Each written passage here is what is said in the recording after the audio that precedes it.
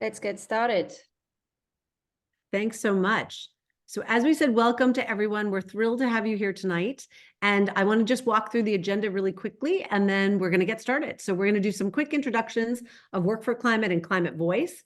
Then we're going to really talk about, why does climate action matter at work? Why are we talking about this in the workplace? Why do companies matter? Why do employees matter? And most importantly, how can employees drive change? We are super excited to have three stellar employee advocates who are going to share the inside scoop from inside organizations, tactics and strategies of what they did, what they thought was successful, what challenges they faced, and what you can learn from them. Then we're going to have plenty of time for your questions and dialogue. And then we have a few calls to action, because what would a climate action oriented webinar be without it? So without further ado, I want to turn it over to my Work for Climate colleague, Lucy Piper, the one, the only, who's going to take us through the beginning of our session. Thank you so much, Jennifer, for that awesome intro. Hi, everyone. I'm Lucy. I'm the director of WorkforClimate.org. And along with my colleague, Law, who is running the show for us today, we are the part of a small but mighty team who are based across Australia, the US, and the UK. And we're on a mission to build a movement of professionals working on the inside of companies that are critical to the climate transition to accelerate change. Why? Well, we believe, and I hope that you all agree, that business as usual is failing us. Sustainability as usual is failing us. In fact, corporations are failing us. But we exist because we believe that corporations don't make decisions, people do. It's people who create corporations, it's people who run corporations, and it's people who ultimately can change corporations. So we're going to hear firsthand from a few of those people today. I'm very excited about that. But first, a really quick snapshot of what we do at Work for Climate. So we create content to help people learn how to drive change. We run courses to help people learn how to drive change. And we've built a community of practice dedicated to helping people drive change. And how do we do it? Well, we start with what we call the Work for Climate Blueprint, which is a drawdown aligned framework that maps out basically the most simple but significant actions that a corporation needs to take to get serious about climate action.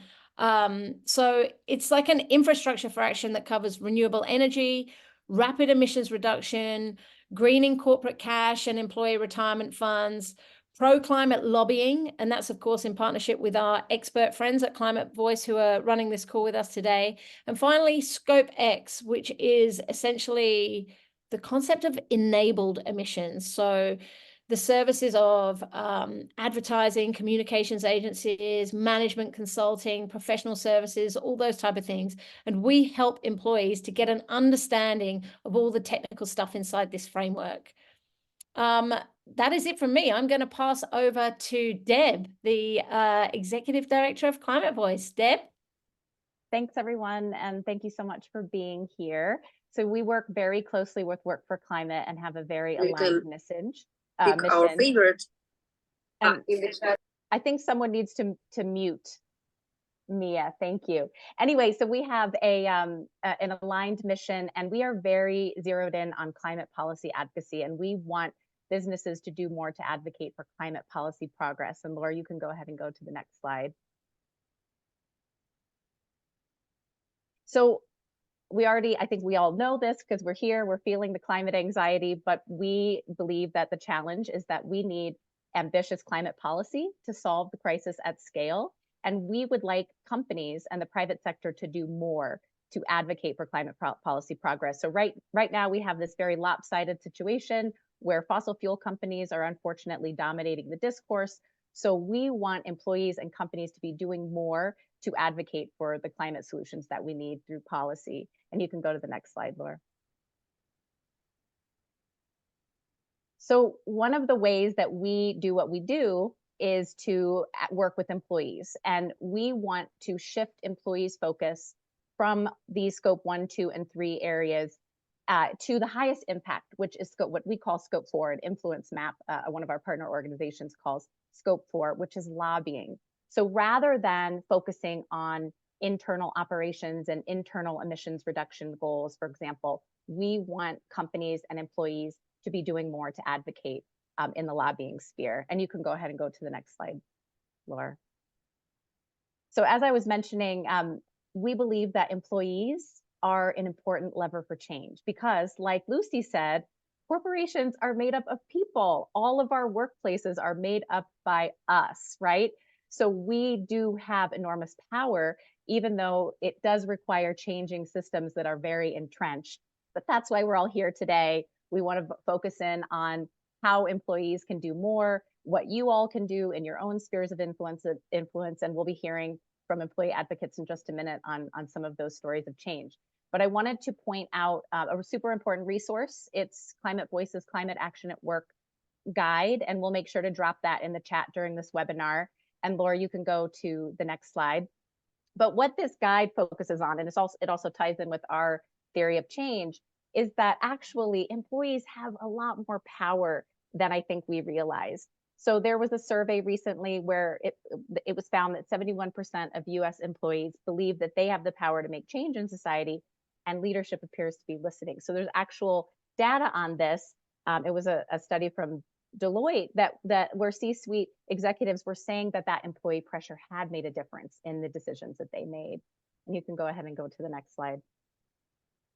So as I mentioned, we feel like policy is super important. And I know Work4Climate agrees it's one of the main buckets of their work. They call it influence. You know, how can we use our influence to advocate for change?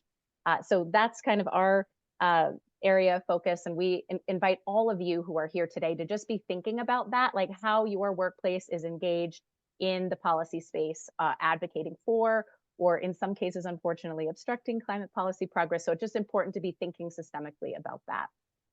You can go to the next slide, Laura.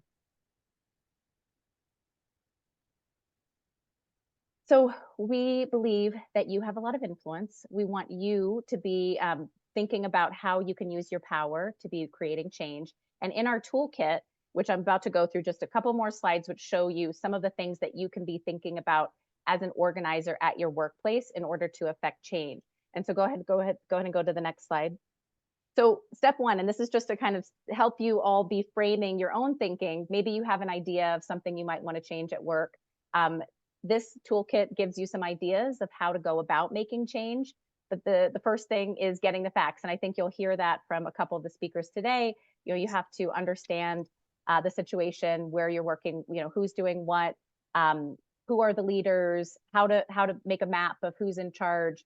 So getting the facts is a super important place to start. You can go to the next slide, Laura. And then finding your influence. So we just want to remind you all that no matter where you work, you have inside access. You have the relationships with your coworkers, with your leadership, and that is part of what you can use your influence to create change in that circle of influence. So in the toolkit, if you decide to look at it, you can check out all the tips there, but we invite you to start thinking systemically about who's making the decisions and how you can have these important conversations about creating change. And then the last slide I have here before I'll hand it back to Lucy is just about the importance of engaging your coworkers. So I think you'll hear that theme in the next couple of interviews that we're going to do, but engaging your fellow coworkers is so important. And so if you haven't already done that, we invite you to be thinking about that as you're here on this webinar. How can you connect with others? Who should you be connecting with?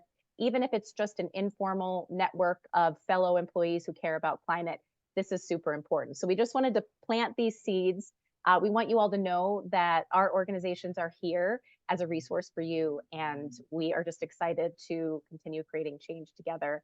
And Lucy, I'll hand it back to you to kick off our interviews. Thanks so much, Deborah. And we are mega fans of the Employee Advocacy Toolkit, and we share it with our community of professionals that we're working with all the time. And so Laura's popped a slide up there about the Work4Climate learning community. So if this is stuff that you are currently pursuing at work and you feel like maybe you're doing it alone or you've only got a couple of allies within your workplace, feel free to join up to the Work4Climate community. It's a free community of practice. There's a bunch of tools on there, but I'll leave that there because I'm excited to jump into our interviews and chats. And first up, we are talking to Digby Hall. So Digby, I'll invite you off mic for now. And There we go. I can see you. Hi, Digby. Hi, Let's Lucy. Hi, get everyone. started. Do you want to introduce yourself and tell us a little bit about your climate journey? Yes, thank you. I'm just sitting here wishing I had all of these tools 10, 15, 20 years ago, because it would have saved so many sleepless nights. But anyway, that's what we're here for today. So I'm Digby Hall. I'm based in Sydney, Australia, and I pay my respects to the Camaragal people, beautiful lower North Shore of Sydney. I'm an architect. I consult these days, a lot of advisory work.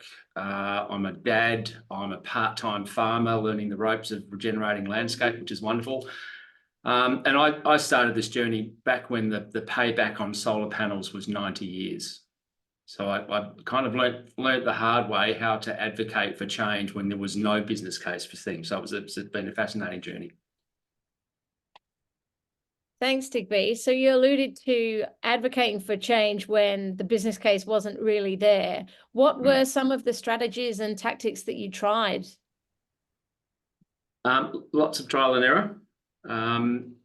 Back in those days, it was arguing from the heart. This is the right thing to do. And I still use that, but that's not my opening gambit, because they're just tired of hearing why we need to act on climate, to be frank. I've used strategies around competitive advantage. Here's what it means to the business. If we do X, Y, and Z, we could gain the lead on our competitors or win a client. I've done the forming committees thing. They can work, and sometimes they don't. Quite often, especially in the early parts of my career, I did a lot of things by stealth.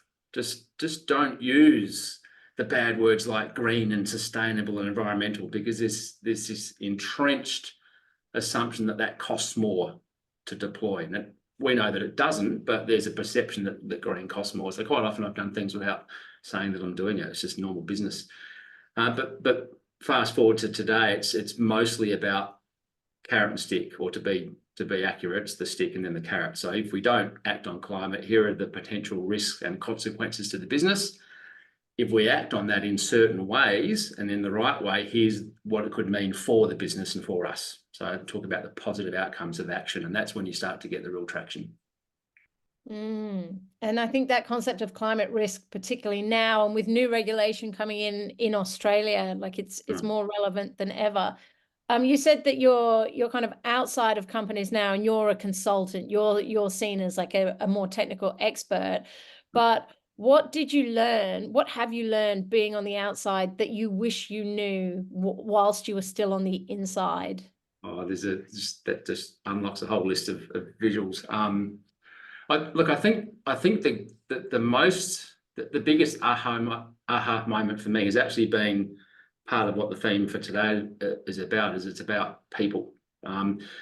Obvious things like having a solid business case, being able to demonstrate a value proposition, being able to show how climate actions might lead to something on the balance sheet. They're all almost treat those as mandatory. If you don't have those, there's no conversation to be had. But at the end of the day, this climate disaster and emergency has been created by people and mindsets, and the way out of that is to work with people and mindset. So the thing I wish I had known a lot longer ago was to get climate traction within the business is about enlisting people and understanding where their point of view was coming from. I think we were saying quite a while ago, there's so much fear underneath people's objections to acting on climate. So just relating to leaders and CEOs as humans, as people, and understanding where they're coming from. It's actually it unlocks much deeper conversations in a business. Yeah, wow. And so what would you say was most surprising to you in your advocacy work? Similar theme. I guess it took me a long time to rise to that position in organisations where I was quite senior, and it was the classic climbing the corporate ladder. You get up to the top and realise everyone they're just people trying to make their way and do the best job they can.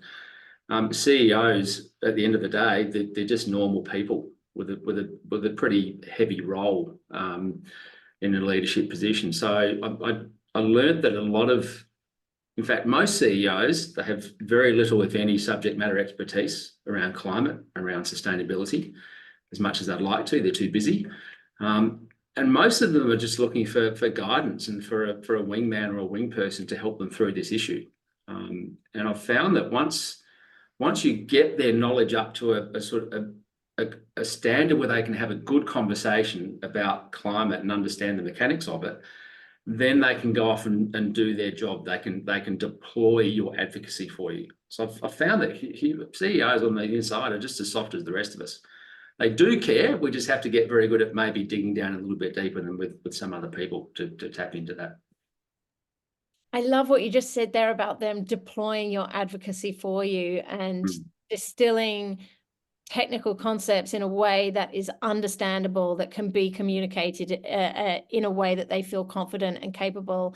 And final question before we move to Ariel is, what is your advice to people who want to influence their companies to do more on climate? Oh, that's it. Although there was already loads of advice that you've given us so far, but if there was like a final summary.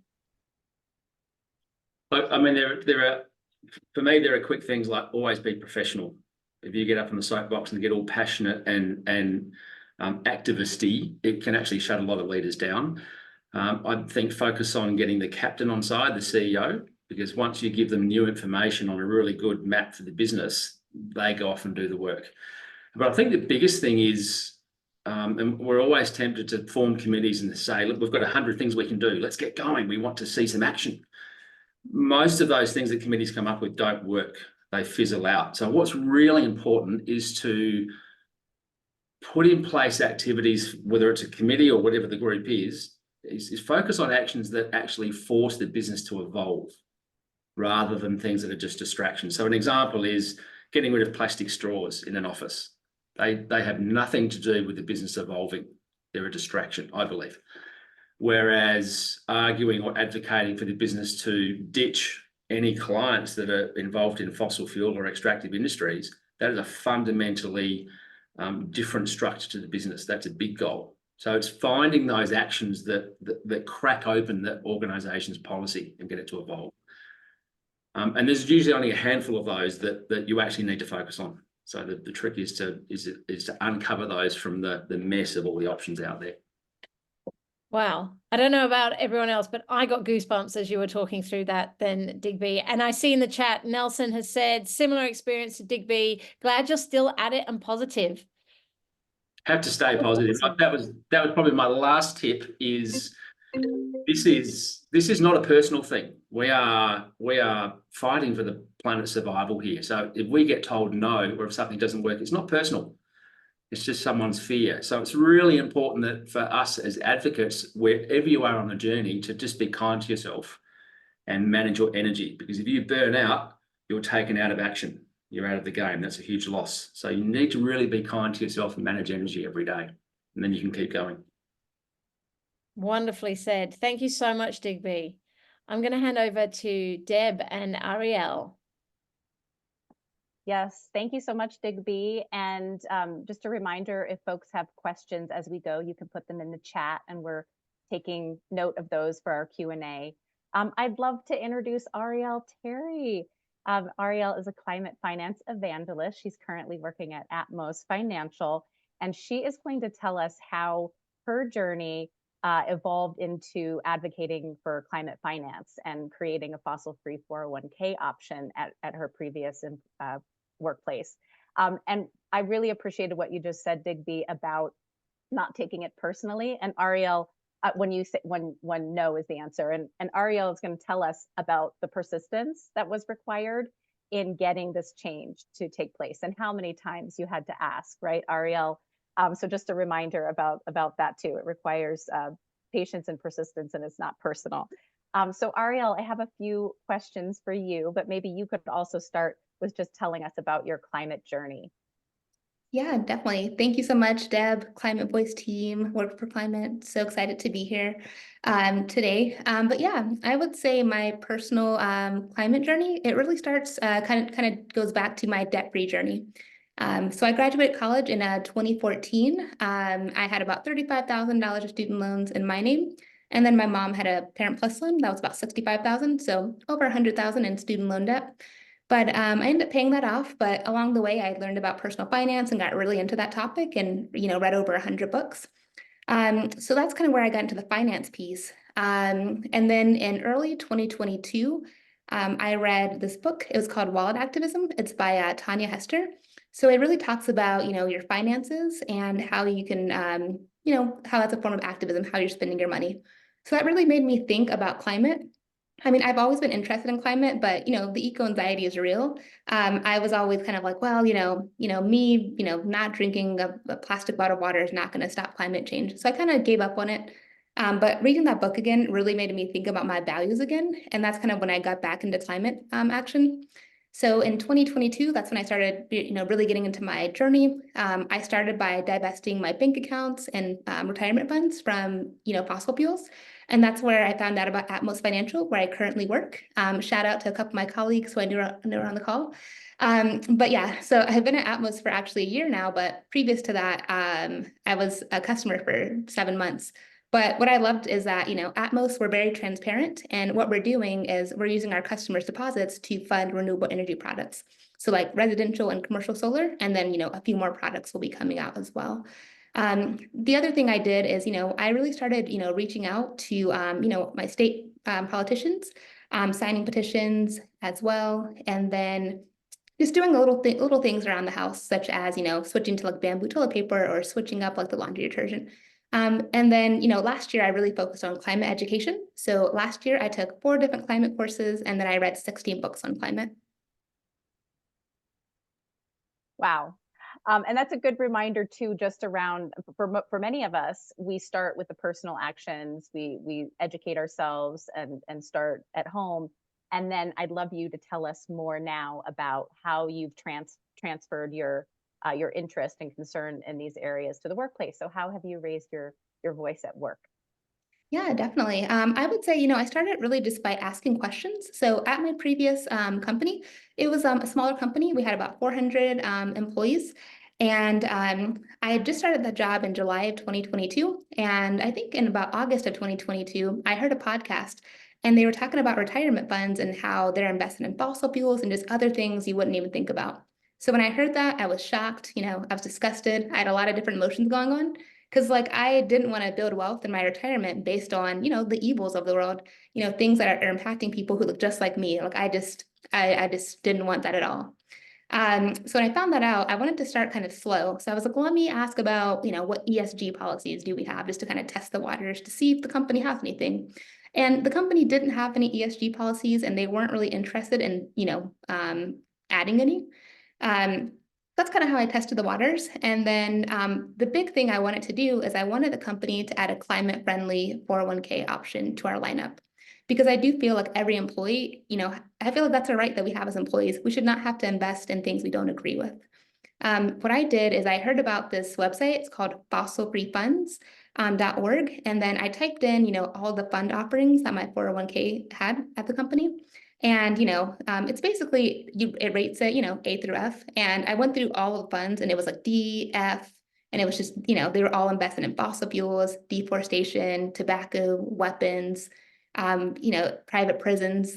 And I was like, I don't want any part of this. So what I did is I essentially asked a question. We had a Slack channel where you could ask questions at the town hall that they would ask at the town hall.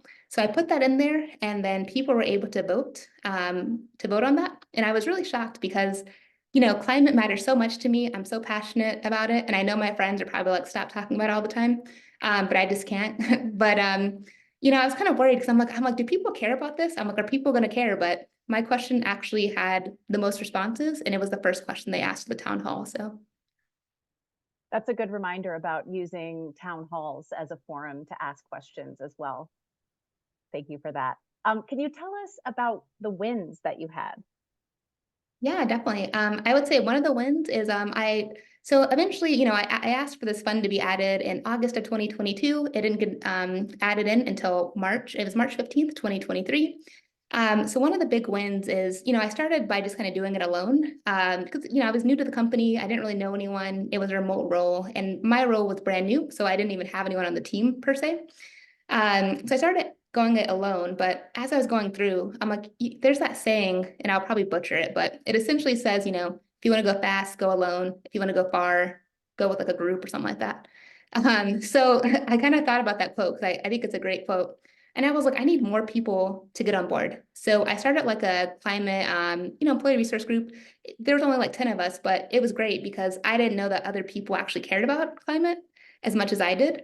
And when I told them, I'm like, hey, I want to get this climate friendly fund added. And they were like, everyone was on board. So I would say that's a big win, getting that added in, especially at a company that, when I talked to our HR department about it, they were like, well, sustainability is important, but it's not a goal for us going into 2023. That was one big win. And then I would say the other win was really getting them to add that 401k fund to the lineup. It wasn't as easy as that. They did try to come back and add in like a Vanguard fund. And I was like, I don't want this Vanguard fund because I do see that there's fossil fuels in here and deforestation. So that was kind of, I would say those are the two biggest ones. And Ariel, I can't recall if you mentioned this just now, but I know you had said that to me when you and I connected, that the company hadn't identified as having ESG focused values. And so I just think it's really important to note that in spite of that, you were still able to advance this idea and project, which leads me to my next question, just around obstacles. So what obstacles did you face as you were working on this, and how did you overcome them? Yeah, I would say the obstacles are, since I was new to the company, I didn't really know who to ask about getting the fund added. So originally, I reached out and I asked someone in HR, I'm like, who does like the benefits? I'm like, who do I need to reach out to? And they were like, oh, email this person. So I emailed the person. I was like, hey, I just found out about this fund. What would be the process to get this added to the 401k lineup? And they were like, oh, this is great. I'm going to reach out to our 401k and have them add it. So then like a month goes by and I'm like, okay, let me follow up. So I followed up and I'm like, hey, just wanted to check in and see where that's going. Can I help in any way? And they were like, okay, we did reach out to our 401k provider and they're working on it. So then another month passed and I was like, hey, just wanted to check in again, and then didn't hear anything. So that's when I was like, hey, let me get this group so I can get more people to kind of help me. And then I would say that was kind of a big thing, is just kind of being ignored or, kind of being put on the back burner. Because eventually, I started that climate ERG, and then I had someone else who was kind of co-founding it with me. And, she got involved and she started asking too, like, hey, like, what's going on with this? And, we were told we're going to reevaluate benefits in 2023, and kind of just being pushed off a lot. I would say that was one of the obstacles, but I would say really being persistent and then getting people involved, because once I put that question in the town hall, I forget the number, but maybe like 50 people or so, all they all put emojis in there, and that's kind of how you voted on it. So I would say those are the biggest things, just being persistent, following up. And thanks too about the reminder, like I was saying earlier, just about engaging coworkers. Like you could have kept persisting alone, but how much more power you were able to build with even a small ERG. So thank you for reminding us about that. And then last question, what are you working on now? Yeah, definitely. Well, yeah, so I mentioned, I manage the lending department at Atmos Financial. So one of the big things that I didn't know is right now it's mainly focused on solar lending. So before getting into this, to working at Atmos, I didn't know how predatory like solar lending is. So a lot of our competitors will charge, a fee of between like 30 to 50% on top of whatever the cash cost is for the project. So solar, as we know, is already expensive, but if you're already going to add another fee of 30 to 50%, that's going to make it way more expensive, which less people can do it. At Atmos, we want more people to adopt solar, and we also want to make it more affordable for homeowners. So what we're trying to do is our product works a little bit differently, because Atmos is not a bank, we're a climate fintech, so we have like a sponsor bank. So with our program, we partner with community banks and local banks like credit unions. So right now we're in 11 states and, really looking to grow. And that's part of the reason we're not in all 50 states, is because, we work with local banks and community banks. So one of the things we're working on is really just getting more banks to come into our program. And then another big thing is we want to work with green banks because, like I mentioned, climate justice is super important to me. And we want to be able to offer our program to really target like LMI communities, low to moderate income. So for that, we're trying to work on creating a loan loss reserve. That way we can get more banks on board. So that's kind of what I'm working on, just kind of reaching out to banks. That requires a lot of persistence as well, because, you don't hear back and you have to follow up like, hey, did you get my email? Can we connect? But it's going to be a really great, I have faith that it's going to work, and I'm excited to serve more people, and also to not, charge them a 50% fee, whereas, our fee is 3%. So I'm excited about that. Ariel, thank you so much for sharing your story with us, and really exciting to see how you're continuing your advocacy work at another organization. Thank you. And now we're going to hear from Drew Wilkinson. And I'm really excited that you were able to join us, Drew. So Drew is a climate activist, and he co-founded Microsoft's employee sustainability community, which has about 10,000 members. So Drew is going to share his story with us. So thank you for being here, Drew. And I wonder if you could also start with telling us a little bit about your personal climate journey. Sure. Hi, everybody. I'm Drew. I'm coming to you live from Seattle, Washington. It's the traditional territory of the Duwamish people. Unfortunately, they don't have federal recognition here, so they have none of the resources that come with that. So I'm going to drop a link in the chat. If you feel like donating to the tribe or paying rent, especially if you're a Seattle resident, it's always appreciated. My personal climate journey. Well, it depends on how far back you want to go, I guess. I grew up in Arizona, and I remember the desert behind my house where I used to go like ride my bike and do like dirt jumps and stuff, got developed and turned into like a new, what would you call that? Like just a new housing development in the suburbs. And it was like, oh man, that really sucks. So I think that was like maybe the very, very beginning. But later on, I worked for different environmental nonprofits, doing endangered species habitat restoration, conservation work, building hiking trails. So I think my climate journey probably really started in that. And these are all the programs that are legacy of like the Civilian Conservation Corps from the 1930s. But I was also in a punk band and toured a lot. And weirdly, that led to a job at Microsoft. And so then I started trying to do climate activism inside of a large corporation, environmental to be specific. And so, as Deb said, we started the first employee sustainability community at the company back in 2018. And then brick by brick, after a couple of years, grew it to about 10,000. And it's part of the company's overall strategy on how it's going to achieve its sustainability commitments. So it's this really nice and sadly pretty rare example, I think, of like when bottom-up employee effort and employee organizing meets top-down support, and they're all kind of rowing in the same direction. So that's the journey, I guess. But I don't do that anymore. Now I run my own sustainability consulting business focused just on employee engagement and community organizing. And as I was listening to everybody else in this call, and especially the other speakers, Digby and Ariel, is just like, oh my God, we've lived the same lives. Like, it felt amazing to hear how frustratingly similar these experiences are. But it also tells me that if it's mostly the same, regardless of which company you're in or which industry or whatever, that is employees trying to push their employers to become more sustainable, then you'll at least have heard 3 examples that it works, and that the challenges are mostly the same, which means you can do them and overcome them too. So I hope that the rest of our time here together helps you do that. Thank you, Drew. We'd love to hear from you about your experience building an engaged and sustained employee community. How did you do it, or how could you translate some of your wisdom for the people on this call? What do you recommend?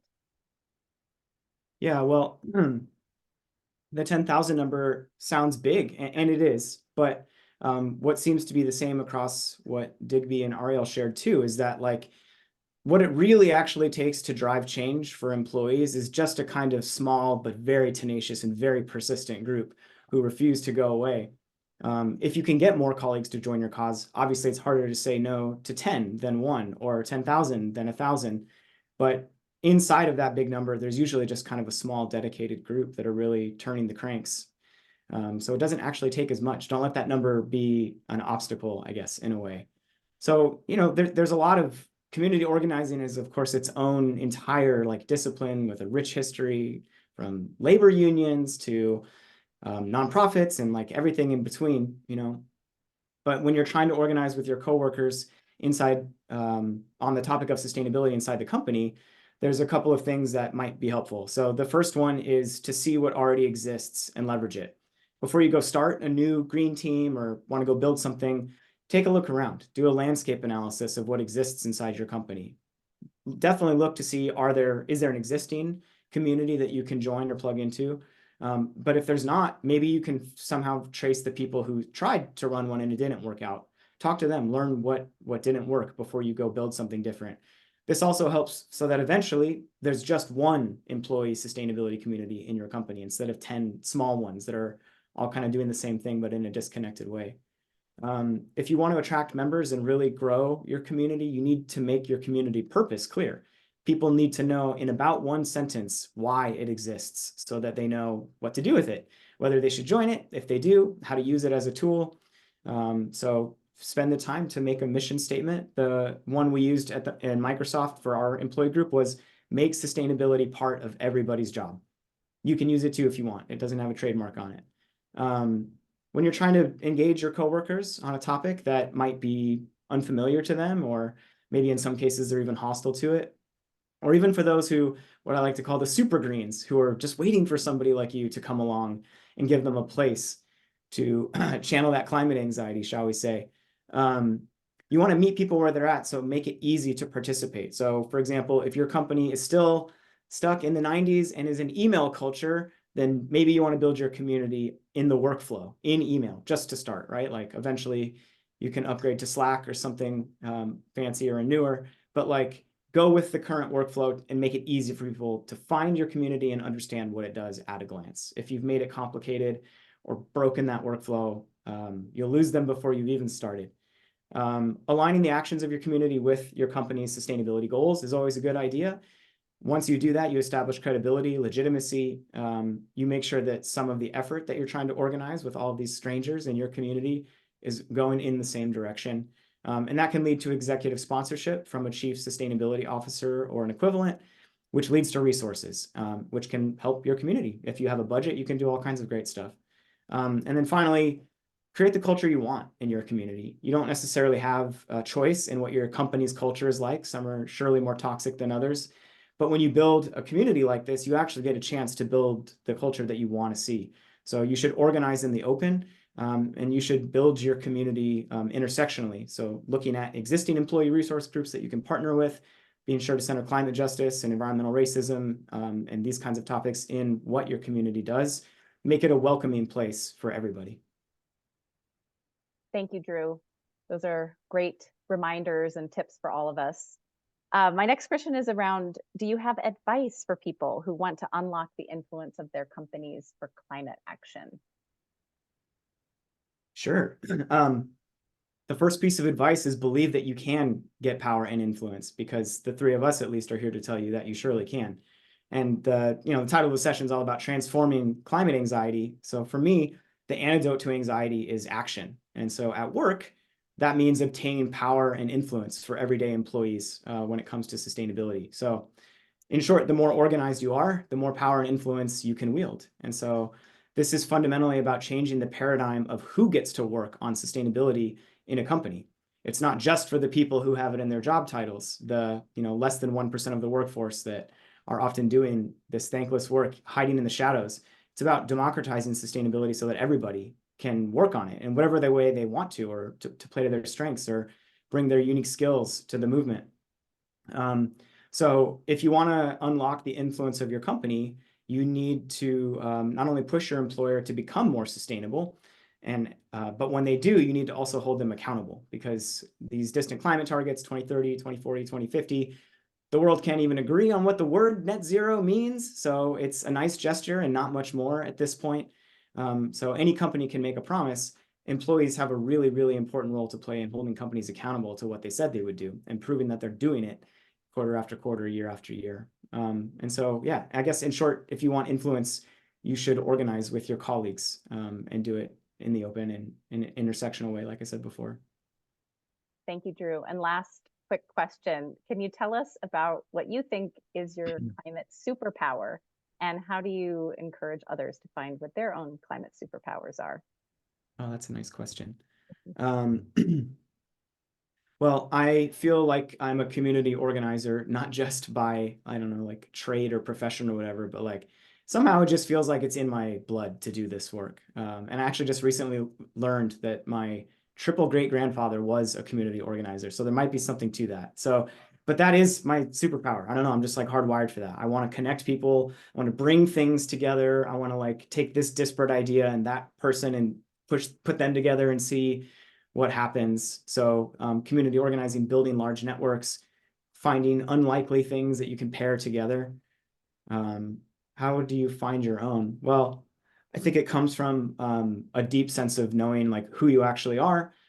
What are your strengths? What are things that you want to develop, and aligning the actions that you take in your everyday life, not just at work, but like where you put your energy essentially to improving those things and further developing them. At work, what it means to find your own purpose in climate is a lot of experimentation and being willing to just try things.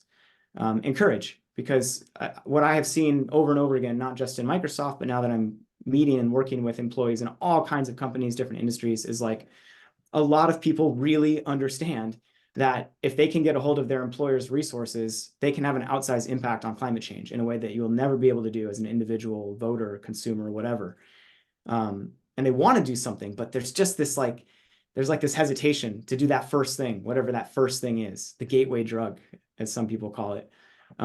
But use this opportunity to like have a little courage and get off the sidelines and just try that first thing.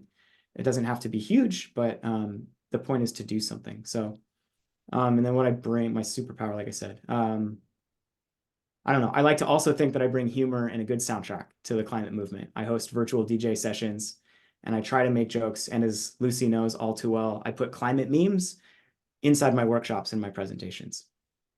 Awesome. Well, Drew, thank you so much for sharing your experience and your insights with us. And we want to make sure that we have time for all of your questions. So Jennifer has been tracking what those questions are, and I will hand it over to you to moderate the Q&A, Jennifer. Yes, and please keep them coming, folks, because I feel like we had so much wisdom and advice. And I just want to, on behalf of everyone, thank Digby, Drew, and Ariel. That was so insightful and so practical, which is like such the stellar combination.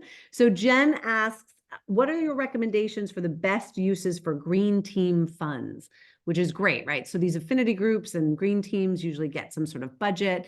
We know money is always tight. So where should those investments be? Who wants to take that? Drew, Ariel? Did you guys have budgets? Ariel and Digby? No, as you said, it was all done in the wee hours of my own time because it was a passion project. So budget, wow. I'd like to share my experience with my last organisation. It was around 600 people or so. Budget in our context was eventually me being able to log climate time on my timesheet, so I could actually I was given permission and license to act during business hours, which was a game changer. So that was an investment from the business, but it allowed me to then enlist a group to start things rolling in the business, rather than using a budget to buy stuff. Great. Ariel, any thoughts? Yeah, we didn't have a budget at my company. They were just like, we're not going to promote it. If you want to do a Slack channel, that's totally fine. So I don't have too much on this, but I like what Digby said. I mean, I think that's definitely a great way to do it. Yeah, that's awesome. And then Lucy was just saying, Digby and Ariel, since we didn't ask you, what are your climate superpowers? You get a chance to answer that last question. I would say being tenacious. I think that is a superpower of mine. I don't like to take no for an answer. I feel like if I get no, it means not yet or not now. So just keep asking. Awesome. I can't use that one then. I think mine is, and this is probably from experience, being able to navigate all of the noise and the confusion and the propaganda to find that one key lever. So maybe the superpower is I'm a bit of a detective in terms of being able to identify what's the one lever we need to press to unlock this this business. Amazing. Jen also wanted to know what was your favorite climate book, Ariel, because we're so impressed by the 16 books that you read. Yeah, definitely. There's so many good ones. I guess I can't narrow it to one, but just to give a couple. So I read Intersectional Environmentalists by Leah Thomas in into 2022. That's definitely one of my favorites. I majored in sociology in college, and intersectionality I feel like is very important, and we have to bring those other parts of ourselves to the climate movement. I mean, I especially loved how Drew opened. I thought that was an incredible opening that Drew had too. Another book I would say is The Great Displacement. It's by Jake Biddle. He's like a writer for Grist. I really enjoyed that one because I think I forgot to mention it, but I live in Phoenix, Arizona. So like the hottest city in the US. So just realistically, it's like last year in July 2023, every day of July was over 110 degrees.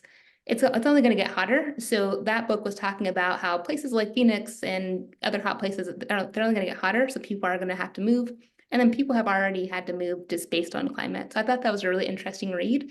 And it kind of just made me think about like, where do I want to live? Like what place is going to do okay with climate change? So I really enjoyed that one too.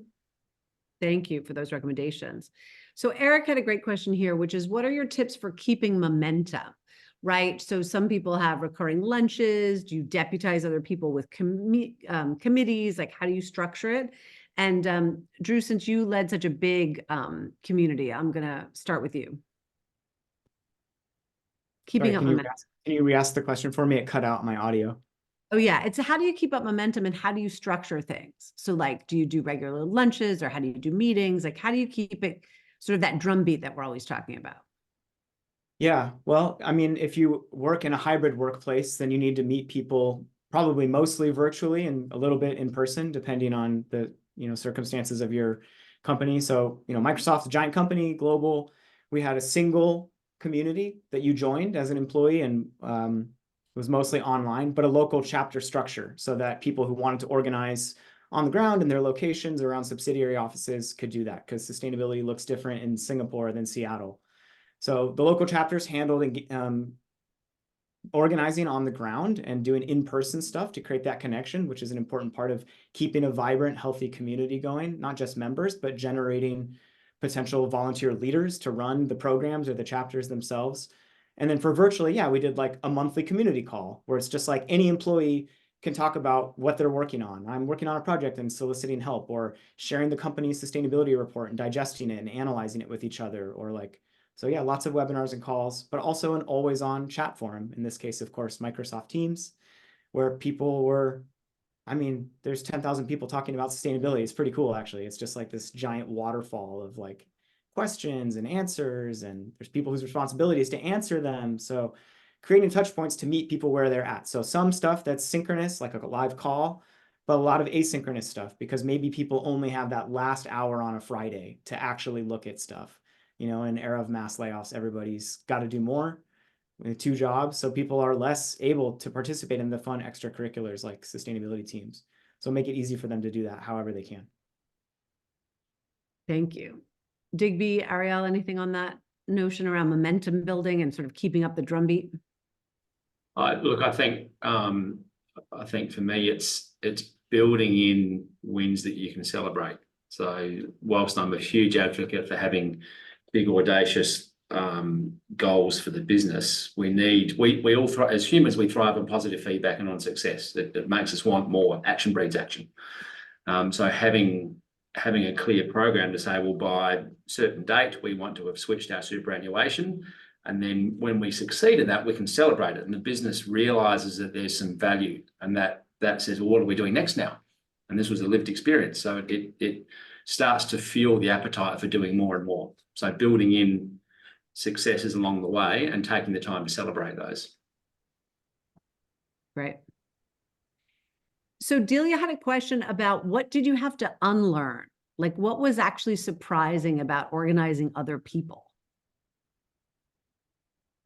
Since people are always surprising. Who wants to take that one? Like, was it what you expected when you all went into this? I mean, Ariel, I kind of feel like in your story, it started with like, I wasn't sure, I put it in the town hall meeting. Was anyone going to react? Yeah, definitely. I guess part of what, like, I know Deela's question, part of it asked, like, what surprised you? So I think part of what surprised me was like, I guess how long it took. I mean, I'm pretty impatient. And you know, I worked at like ADP, and like we had to like, one of the things was like, you know, getting the retirement funds up and running.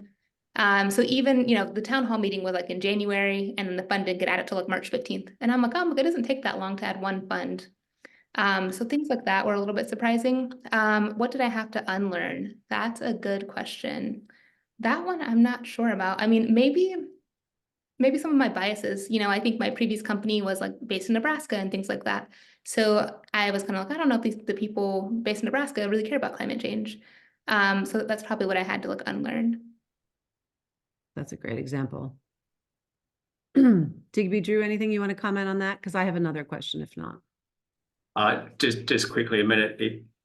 For me, it was the discovery that this whole journey is just like being a parent. I know not everyone on the call is a parent, but if you make the mistake of telling your children how to do everything, they don't learn anything, and they can't go out and be advocates for change. So I had to unlearn always being the one with the answers, even though I knew the answers. I had to shut up sometimes and help people know how to ask the right question and then go off and self-learn, and then away they go. That's great. Very insightful. So I had a question about how do you get to the right decision makers? Because a lot of the changes that all of you wanted to make needed more formal authority or leadership in the organization. So there's organizing your peers and your colleagues who are at the same level as you, but there's also like interacting with executives. And how did you sort of figure that out, and sort of what the right tone or approach was to them? And how do you keep your energy up when they say no a lot? Because we know they do. So Drew, can we start with you? Yeah. You got to walk me through the questions, because there was like 3 rapid fires, but it's basically how do you like stakeholder relationships, right? Like how do you influence The influencers, and how do you, you know, the real decision makers who can help you get stuff done? Yeah. Well, no one size fits all answers, unfortunately, but like the kind of theme of this has been from the slides that were shown up front to what, especially what Digby was saying, like these are just people. So build a relationship with them, get to know who they are as a person. What do they care about? What constraints are they dealing with? You know, maybe they want the same thing as you. They're in a different position. They can't advocate for it the same way that you can. We had a great relationship with Microsoft's first chief sustainability officer. He was super supportive of the idea that if employees can organize themselves, you can speak as a constituent group. I can use that, you know, to like advocate for change. Like he really understood the value of that. And it helped that we, those of us who ran the community, had a good relationship with him and knew him, and like on a human level, you know. So these people aren't, like Digby said, they're just regular people. So just even investing a little bit of time getting to know who they are can really, really help. And then for the persistence part, I mean, I just read Ariel, she did an interview for Climate Voice that I think that came out today. And what did you describe yourself as? Some kind of terrier, was like, right? You said it's something about a dog being a bone. Yeah. It's so true. Like we used to always joke, the world is run by those who show up, you know, like you just have to, if you can just out persist people into like, fine, here, will you just go away if I give you what you want? That works too. It's effective climate activism, actually. Well, on that note, I want to thank all of you for your insight, your wisdom, your time, and obviously your energy and persistence for making things happen. We have a few calls to action ourselves because it is an action-oriented call. So the first one we just want to share with you is something that Climate Voice launched at a big sustainability conference called Green Biz just a couple of weeks ago, and it's called the Lead Statement. And we're asking sustainability professionals to raise their collective voices to say what that community needs to do and what the function needs to do. So if any of you are a sustainability professional or know anybody who is, we would love you to share this statement, which you can read right here. But basically the calls to action are for companies, for individuals to agree to these principles. So you're not committing your company to anything. You're just signing this as an individual that all companies that care about climate should be leaving obstructing trade associations, elevating climate policy as a company priority, advocating for publicly for effective and binding climate policies. They can't just all be voluntary. And then demonstrating real commitment to the collective action that we all need to achieve the just and equitable transition from fossil fuels that everyone agreed to at COP28. So this statement, we have a website. If you go to the next slide, you can see the QR code. We would love you guys to go there, to look at the statement, to sign it, to share it widely with people. And then Lucy, I'm going to let you do your call to action. But this again, when you go to the website, we have a great list of signatories, and we have already almost 600 sustainability professionals have signed. Drew was there at GreenBiz with us, and it was a very exciting moment to sort of, again, raise and elevate the climate voice of a particular community about what companies need to do and the urgency of them doing it now.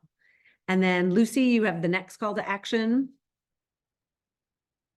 Yeah, so after you've signed the lead statement, come along and check out what we've got at workforclimate.org. Join the community. It's free. There is so much stuff on there that is just going deeper into the concepts that Ariel, Digby, and Drew have shared today. We also have our 3-month cohort that starts on the 8th of April, which is fortnightly live sessions where we're working with professionals all around the world, going deep on this stuff. It's a community of practice, so we would love to see a few of you there.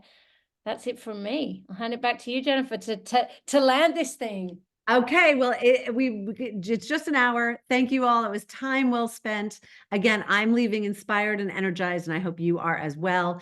Please keep in touch with us. Here's our contact information. We will be sending notes out to everyone with the recording, access to the recording, and some other materials.